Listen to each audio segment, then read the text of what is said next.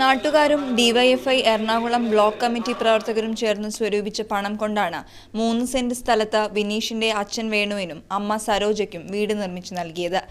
6.5 ലക്ഷത്തിലധികം രൂപ ചെലവഴിച്ച വീടിന്റെ നിർമ്മാണം പൂർത്തിയായത് 35 ദിവസം കൊണ്ട്. ജനകീയ ഭവന നിർമ്മാണ കമ്മിറ്റിയും ബഹുജന സംഘടനയിൽ പ്രവർത്തിക്കുന്ന തൊഴിലാളികളും ദിവസക്കൂലി പോലും വാങ്ങാതെ പണിയെടുത്തു. ഡിവൈഎഫ്ഐ എന്ന യുവജന പ്രസ്ഥാനത്തിനോട് ഒരു ബന്ധവുമില്ലാത്ത ഒരുപാട് ആളുകൾ ഈ പരിപാടിയോട് സഹകരിച്ചിട്ടുണ്ട്, സാമ്പത്തികമായി സഹായിച്ചിട്ടുണ്ട്. തൊഴിലാളികളുടെ കൂലി അവർ വേണ്ടെന്ന് വെച്ച് ഇവിടെ പണിയെടുത്തിട്ടുണ്ട്. എളമക്കര SNDP ഹാളിൽ നടന്ന ചടങ്ങിൽ മന്ത്രി AC മൊയ്തീൻ വിനീഷിന്റെ മാതാപിതാക്കൾക്ക് താക്കോൽ നൽകി. 13 നിർധന കുടുംബങ്ങൾക്കാണ് നാട്ടുകാരുടെ കൂടി സഹകരണത്തോടെ അഖിലേന്ത്യാ സമ്മേളനത്തോടനുബന്ധിച്ച് ഡിവൈഎഫ്ഐ വീട് നിർമ്മിച്ചു നൽകുന്നത്.